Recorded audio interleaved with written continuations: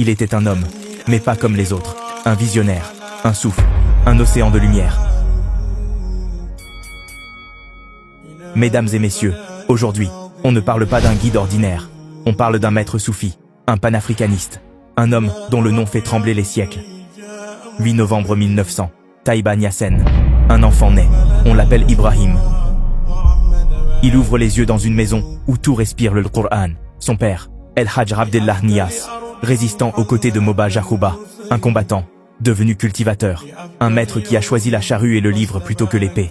C'est dans cette atmosphère que grandit Ibrahim. À 15 ans, il connaît le Coran par cœur, chaque mot, chaque verset, pas seulement sur ses lèvres, dans son cœur, dans son âme. Puis vient le drame, 1922, son père rend son âme à Allah. Le jeune Ibrahim, 22 ans, choisit une voie solitaire. Pas de maître humain, pas de cheikh après son père. Il s'en remet à Allah seul, et à la science que Allah dépose en lui.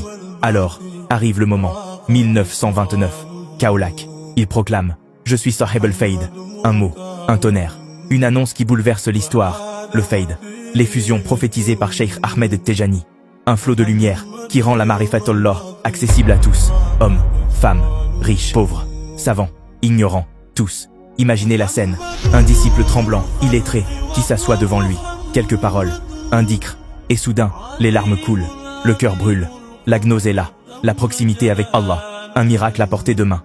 Alors les foules affluent, Kaolack devient capitale, une ville nouvelle naît, El Medina Baye, pas seulement des maisons, une cité de lumière, une zaouïa vivante, des madrasas où résonne le Al-Qur'an, jour et nuit, des femmes savantes qui enseignent, des enfants qui récitent, des hommes qui pleurent d'émotion en entendant son nom. Puis, 1937, la Mecque, il croise l'émir de Kano, un roi puissant du Nigeria, il le regarde, il s'incline, et il prête allégeance. En un instant, des millions de Nigérians deviennent disciples. Un peuple entier rejoint la voie du Fayd. L'expansion est fulgurante. Nigeria, Ghana, Mali, Niger, Soudan, et au-delà, un flot qui devient océan.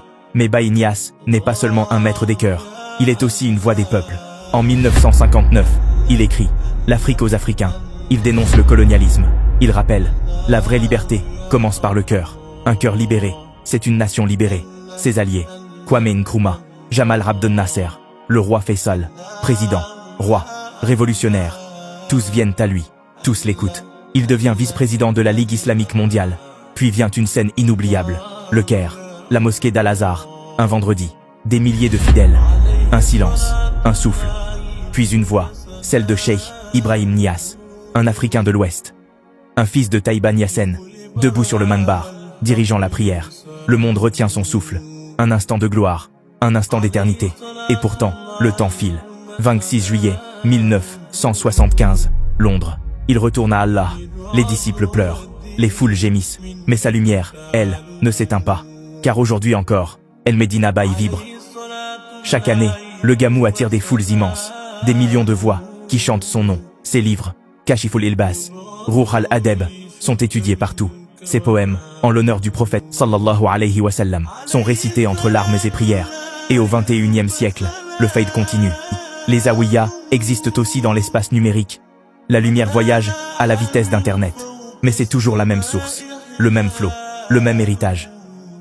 Alors, que retenir de cette histoire? Qu'un enfant né dans un village sénégalais a bouleversé le monde, qu'il a uni le dhikr et la politique, la science et la liberté, la foi et la dignité, et qu'il a montré qu'avec le Coran, avec l'amour du prophète, sallallahu alayhi wa sallam, et avec la sincérité envers Allah, un homme peut illuminer des continents. Moi, je fais que raconter l'histoire. À toi de la laisser couler dans ton cœur.